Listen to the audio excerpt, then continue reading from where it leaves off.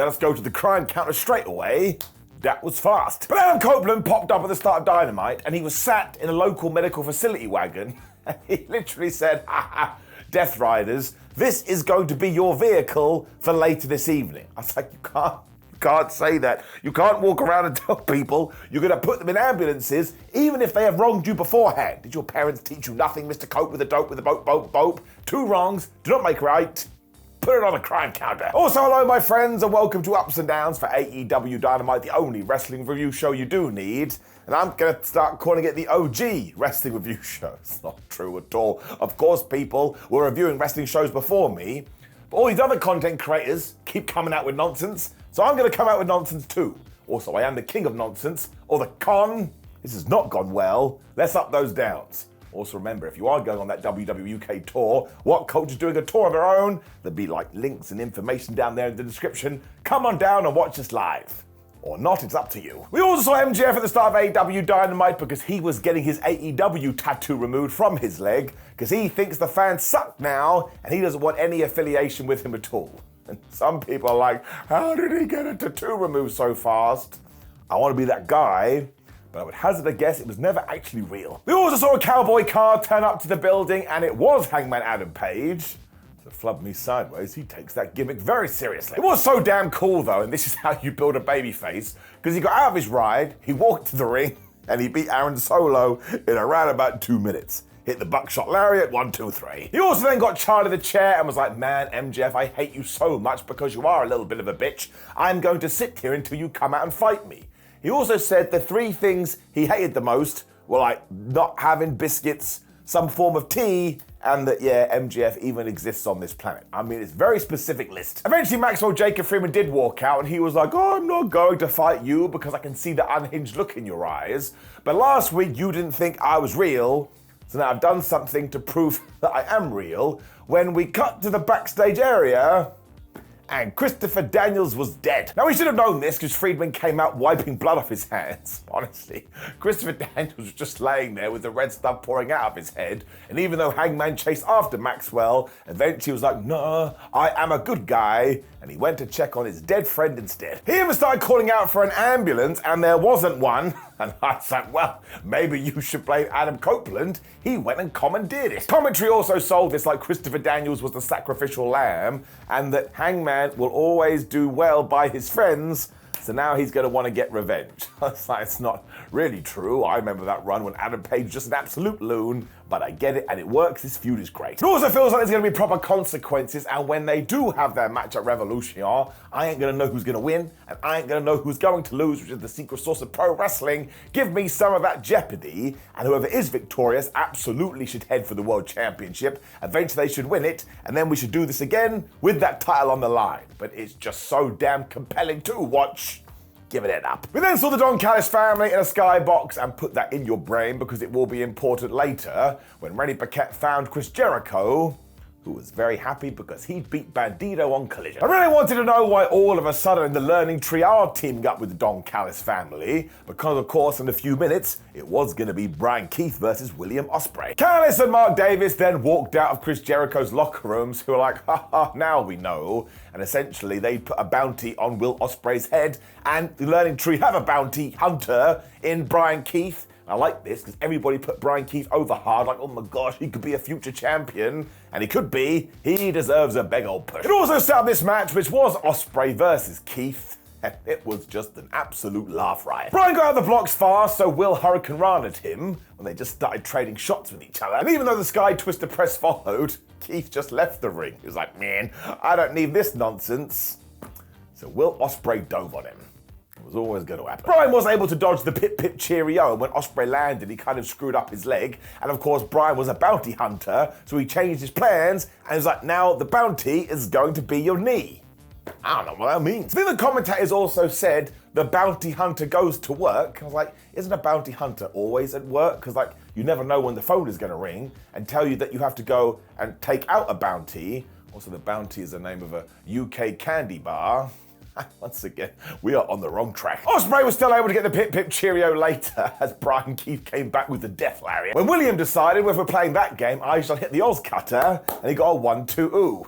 This is when he accidentally locked eyes with Carl Fletcher. And you know the deal in pro wrestling. If you are feuding with someone and then you stare at them in the face, it doesn't matter what you're doing, you're locked in and you can't move. Keith then booed him right in the knee when he hit that Emerald Tiger driver, which is a wonderful move. But that two only got the 1-2-ooh.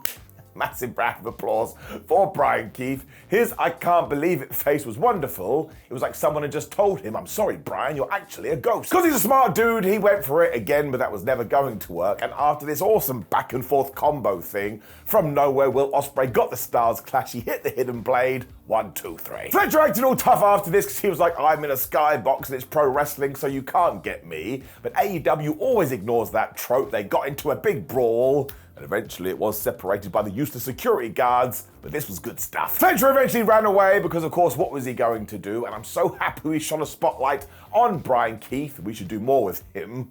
Don't forget, we are heading to Carl versus Will in a steel cage match. And they are most definitely going to jump off the top of that, my friends. So he should be scared, but it's getting it up. We then had a quick video reminding you of everything that has been happening between Mariah May and Toni Storm, and that Mariah had bludgeoned Toni on Collision. So now she's been told you're not allowed to travel to Dynamite. That's okay, because the Timeless One will be back on Saturday. I am really enjoying, excuse the word, the synergy between Dynamite and Collision at the moment. It's much better than it ever has been. Got a similar video for Mercedes Moné versus Momo Wanatombe, which is also going down at the pay-per-view, when Mercedes Moné just sort of like skipped out of her locker room. She feels like Wanatombe has made a big mistake, so she was singing the Undertaker lyrics from around about 2002, when she bumped into all of the people, Billy Starks. I was like, man, I can't remember the last time we saw you on Dynamite, but it's nice that you're here. Now, she was all horrible to Billy and kind of threw a drink at her. And after Mercedes had ran down all her nicknames, Billy didn't care. She was like, oh, I'm really sorry, Miss Monet. You forgot one, narcissistic bitch. I was like, good grief, where did that come from? Billy then told Monet to back off because revenge was about to get her. That's because Wanatombe was behind her with a baseball bat. Now, Monet was able to get out of there, but I'm sorry, that has to go on the crime counter. You can't sneak up behind somebody with a bat and try and bonk them on the head. It's most definitely against the law. Jules has said bye-bye to the Monet train. Listen, I want to be that guy, and it will be a terrific match, but there is more chance of my hair growing back than Mercedes Moné losing that title at the pay-per-view. But hey-ho, at least we can enjoy it. When we actually got the total opposite of that, and I tell you, it was a great decision. Because yeah, unless something mad does happen, Mercedes Moné will be victorious at AEW Revolution.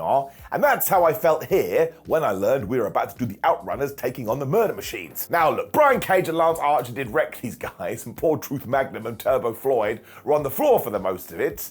But they're also the most wonderful tag team in the world, so even though they were fighting from underneath, damn it, I just wanted them to win. Also, don't forget they do have the best names in the business. They then won me over again because they were able to throw the Murder Machines to the floor when they did some posing. I was like, man, their career's been going so long, running wild since 1987. Archie didn't care about any of that though, so he splashed these guys over and over again. Although when Brian tried, well, I guess he was just a little bit too slow, and he totally missed. That allowed Magnum to hit the jawbreaker when he dodged Lance, and he got the tag to Floyd. Once again, big pop. Now, Cage and Archer for a little while couldn't get on the same page because of miscommunication when they just booted Floyd right in the face with a big boot. I was like, man, this is not going very well. Magnum then had to save his partner from the terrible Mortal Kombat combo the Murder Machines were about to hit. But Lance Archer didn't care about any of this. He was like, man, I'm gonna hit you with a choke slam. That's what he did. Brian and Truth were then fighting on the outside when Lance was like, haha, I'm gonna hit my blackout. When from nowhere, the Hurt Syndicate music started to play, which means somebody in the production truck is in cahoots with MVP and company. Now, as ever, Lance Archer was so aghast that somebody, another wrestler, would dare walk out when he was wrestling. He too totally forgot what he was doing when he was hit with the most devastating move in all of sports entertainment, the surprise roll-up. If you can believe it, the Outrunners got a 1, 2, 3. And I lost my flipping mind. Now, the Hurt Boys sarcastically clapped all this and also said to the Outrunners, listen, man, we'll whoop your ass too. And now I guess we could do both these matches, or even a triple threat.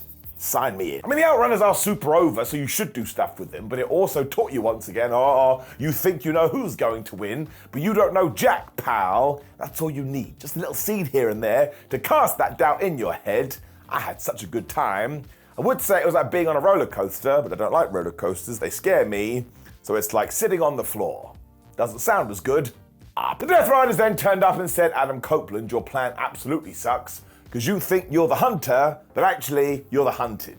I mean, it is very easy to get confused by that. We then got a quick video with Ricochet reminding us what he said last week about wanting gold and having the robe. This was a perfect setup, because out came Swerve Strickland and Prince Nana. Now Swerve, I think, had his AEW contract with him too, and he was all like, man, 3 years ago I told you I was going to take over this company and become the AEW World Champion, and I did all of that, and I was able to fulfill my destiny. This is a great time to talk about it, because we're at the very end of Black History Month. He really did that as well, because he defended that belt day in, day out. This is what he was saying here. When he turned to Prince Nana, and he was like, man, everything you said was right. We do need to go after that championship again. But we also need to kill the villain known as Ricochet. As per Wrestling Rule 14.8, Ricochet came out on cue, and this guy, oh my gosh, he's the most wonderful asshole on the planet. Not only did he have the robe on, he had those ridiculous glasses and a baseball cap backwards. He looked so dumb, but because of that, it's the best thing I've ever seen in my life. Ricochet wanted to know if Swerve was stupid or dumb, and I was like, man, that's the conversation I have at most of my family dinners. Because look, winners don't chase losers, much like the Chargers. Right? He was a heel making a sports reference. Ricky then promised he would become AEW World Champion, which Swerve Strickland is never going to do again, when he spun his hat around and it had an Eagles logo on it. And I was like, man, it may as well have popped on a sign that said, boo this man. He then told Strickland his answer is no, because again, he's too focused going after titles. Finally, Prince Nana spoke up. Because he had actually talked to Tony Khan earlier, who thought this was a great idea. Why don't Swerve and Ricochet fight at AEW Revolution, and the winner can become the #1 contender for the AEW World Championship. Now, of course, Ricochet is an arrogant dickhead these days. He was like, I can beat you again, Swerve, so you know what? I'll do it. He then left, which is when the Prince kind of held Swerve back, because he was like, listen, dude, we need to talk. I was like, no, you are a terrible friend. You had all week to do this, and you chose to do it on TV on Dynamite. Now, I was totally happy that Swerve Strickland finally is going after championships, but there's something else we both need. Swerve, you have to become the most dangerous man in AEW once again. Because over the last few years, Prince Nana has taken bullets for this guy, and that's why he desperately needs Swerve to give him something, which is getting back his robe and live up to his legacy.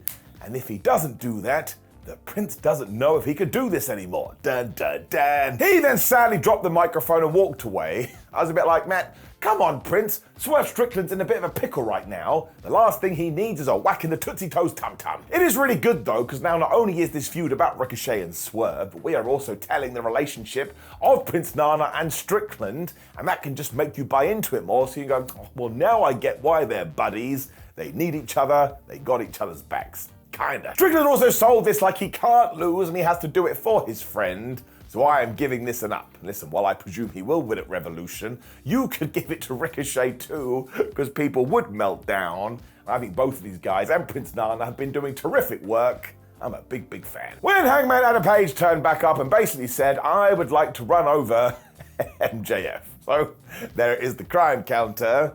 Doesn't matter how much you hate someone, you're not allowed to hit them with a vehicle. When we got to a great trios match, I do have to give it a down. I'm sorry, bear with me. Because I totally understand this is in place because we are building to Adam Cole versus Daniel Garcia for the TNT title, which is happening now at AEW Revolution. We'll get there. But the trio scene over the last few weeks has gathered so much momentum. Well, a small part of me, this part here is like, man, I don't want to muddy these waters. And now I actually think we should separate them, but we can't because we're already in the woods. I also don't understand why FTR have given up on rated FTR. They don't seem to care about the Death Riders. That's the same for Danny Garcia too. He was leading the charge at one point. Now he couldn't give a flap. So it is just a mini down from me. I mean, these things don't matter. Sometimes when I think about them, I can't unthink them.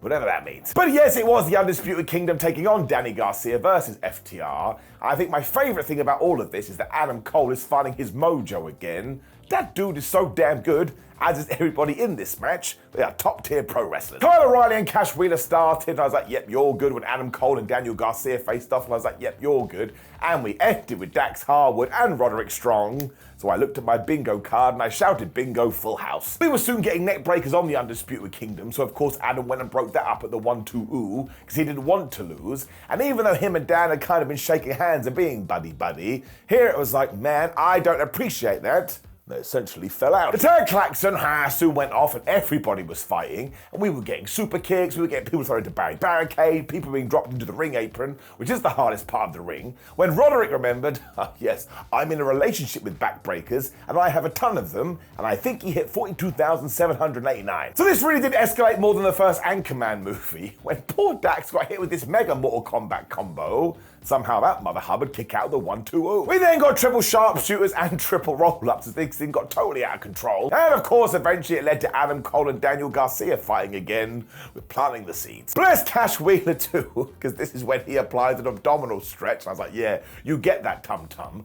But because everybody else was also in a submission, it caused a bit of an issue, which is when Adam Cole was like, I can hit the most devastating move in all of sports entertainment. Flub me sideways, he did. 1, 2, 3. Danny Garcia was totally stunned because he was the guy that did get pinned. And of course, right after this, these teams did fall out. And I think that Roderick Strong may have spat at Dax Harwood. It's not very nice at all. We also eventually got to confirm that it is Cole versus Daniel at Revolution. And listen, this was so much fun and so well wrestled. You have to give it an up. But yeah, I just didn't think we needed 2 matches back to back with the most devastating with all of sports entertainment surprise roll up. And it's not AEW's fault, it's not WWE's fault, it's not even New Japan's fault. It's wrestling's fault, because after the last few years, this has become a crutch. So when you do win the surprise roll up, people just go, ha ha ha ha ha. It doesn't actually count as a win. I don't know why they laugh like M. Bison. We need more like Toni Storm roll ups, because she won a flipping championship, and then just by proxy, it feels like a big deal. So you know how I get about these things. It's getting it down to. Claudio then proved that he's terrible at this hunting thing, because he was looking for Adam Copeland, and instead he went and got. Now thankfully Wheeler Yuta, that dickhead, was watching, so he ran out and he grabbed Cope, and he threw him into the Simba the Steel steps, when out came Marina Shafir too. Now they were going to Pillmanize poor Adam Copeland when Claudio was like, I've got a better idea, because after they thwacked him with Charles for a little while, they instead were going to hit the concerto. I do believe that's called dramatic irony. Finally, Jay White did turn up, and I was like, dude, you're a bit late. A lot of damage has already been done. And this distraction did allow Cope to take his Phoenix down. When he started to bust out spears, all of a sudden the good guys were standing on top, and given that Claudio Castagnoli was down, he was like, well, you know what? You were going to do it to me, so now I'm going to do it to you. Concerto. Through all of this as well, Marina Shafir jumped on Adam's back when we had this great spot, because he was kind of wiggling and jiggling around. So when Wheeler Yuta went to knee him, well, he missed and he hit Marina instead. One day, John Moxley definitely going to kill that guy. Moxley was also watching all of this have a breakdown, and yes, eventually it was Willow Nightingale who was like, listen, I would like to murder Shafir, so she hit the concerto on her. And when we cut back to Mox, this must have been a plot. There was a sign that said, John Moxley fears Willow Nightingale, do that match. So the absolute highlight of this was that the good guys were standing tall, and that's why the Death Rider storyline has taken a turn over the last few weeks, because you can get some good and you get some cheer and you can get some joy out of it. For a long while, it was just bad guy beat down, bad guy beat down. But now, thanks to Adam Copeland, who is leading the charge, well, like I say, the babyfaces are back on top, and we have hope. It's just Star Wars, man. You need hope. That's all funny as well, because of course hope rhymes with cope, so I'm an absolute loser. And sure, it's kind of funny that he was able to take out the Death Riders in a week, so they're pretty crap, but I am buying into it. Well, I suppose you could argue we got quite the surprise, because Harley Cameron defeated Deonna Purrazzo. Damn. Now we do have to address the use of Deonna in AEW at some point, because it's a little bit wishy-washy. And sure, because she is a technician, she was running rings around Harley to start with, and Cameron didn't know what to do. She didn't even have her puppet. Ty Valkyrie was watching from backstage as well, which I thought was a very nice touch, because it made it feel like these two didn't actually see Harley Cameron as a threat. But when Deonna went for the Venus de Milo and wasn't able to get it, Cameron was like, I've got moves. And she hit some. I mean, she got a flipping head scissors at one point, which was really cool. And of course, Purrazzo kneed her right in the face when she was going to use the dreaded Tree of Woe. Always get a little bit worried about a Tree of Woe. But so did Harley, so she came back with a Shining Wizard 1-2-0. Purrazzo then gave her a bomb of power as they just went back and forth with each other, when eventually Deonna did lock on the Venus de Milo. But essentially, Harley got out of that thanks to the most devastating move in all of sports entertainment, although they traded surprise roll-ups when Cameron realized, oh my gosh, she's in position for my finisher, and she hit this weird, like, reverse crossroads thing. Probably needs to come up with a different move, but it doesn't matter, because she got the 1-2-3, and I popped out of my seat. So it really is great because Harley Cameron has come out of this Grand Slam Australia show and she is cooking again and we're giving her wins. The fans are right behind her, as am I. And if we keep doing this throughout 2025, well, I do believe we could build a super duper whooper star. That's the point, damn it. Up. We then got a quick video reminding you of everything that has happened with the international title when we cut to the Death Riders, or I suppose the Dead Riders, because yeah, everybody was being loaded into the ambulance. And do you know who shut the door? It was Adam Copeland, Willow Nightingale, and Jay White. I was like, I'm sorry, that cannot be protocol. So the idea now is that John Moxley is going to have to go in alone at the pay-per-view, which either means one, Adam Copeland is going to win the championship, or two, the Death Riders are going to add a new member. Now this is pure speculation from me, and throwing out names on the off chance I am right, and I can pretend I'm really smart. Maybe it could be someone like Baron Corbin. I'd love to see Baron in AEW. Again, I have no news about this, but I've said it now and there's no going back. When we got to such a good main event, Orange Cassidy versus Takeshita, International Championship on the line, and the winner is going to be taking on Kenny Omega at the pay-per-view. Don Callis and Mark Davis were on commentary too, because Mark Davis is the protector now. He doesn't seem to care about that role and the stuff we were doing in the ring. Takeshita, I think, tried to eat Orange Cassidy's sunglasses, which is really weird, when Orange just produced another pair. And I was like, wait a minute. He'd only do that if somebody else in his life had tried to eat his glasses. We are not in Kansas anymore, Toto. No, it actually helped Orange because he was able to fire up here, but I think Takeshita broke another pair of glasses. I'm not gonna lie, a small part of me was like, can we just make all this match about eyewear? Very sadly, it didn't happen. Orange kept playing his mind games, which was a bad idea because Takeshita came back with all the death shots. But when these two got into it, I am just going to implore you to go and watch this match. They had better chemistry than science. Eventually, Cassidy got the crossbody as well, but when he went for a tornado DDT, they just span around and around like they were Kylie Minogue, when from nowhere, that damn Takeshita turned it into the least devastating move in all of sports entertainment, the Blue Thunder Bomb. Did it work? Of course it didn't, because even when you change the variation, it still doesn't work. It's a terrible move. Watch this. Oh, wait! Blue Thunder Bomb! But that's the weakest move. Kick out of one! That's right. That's me at a recent Progress show hitting the Blue Thunder Bomb, the least devastating move in all of sports entertainment, onto Charles Crowley, and it didn't work. And they only got a 1 count, and yes, you can watch this on demand Progress or trailer right now. The beach break then kind of sent both guys out of the ring, and the referee was like, listen to me, Don Callis, you stay away. When essentially everybody fell through Alan the announce table because this had everything. It almost got Takeshita counted out, which was a great tease, although he then got back in the ring and whammed Orange Cassidy after Orange had gone and retrieved his sunglasses. When yep, he went for the Fire Thunder Driver. Instead, Orange Cassidy hit the Stun Dog Millionaire. I had the best time. The near falls then began again as it looked like Cassidy was getting ready for the big Orange Punch. But instead, essentially, Takeshita was done with this. He went full Zelda. He got the Fire Thunder Driver 1, 2, 3. And now at Revolution, you can add Takeshita versus Kenny Omega. And we're going to hear from Kenny this Saturday. Of course, Don Callis went to retrieve the sunglasses after this. And who knew that the whole match was going to be about accessories? But this was an absolutely brilliant main event. And if you have 10 to 15 minutes today, you have to go and watch it. Takeshita is brilliant. Orange Cassidy still somehow is underrated. People don't get his genius. This is getting a massive whopping up. Which brought us to the end of Dynamite, and I would say it was another good show, and AEW is on a tear with these now.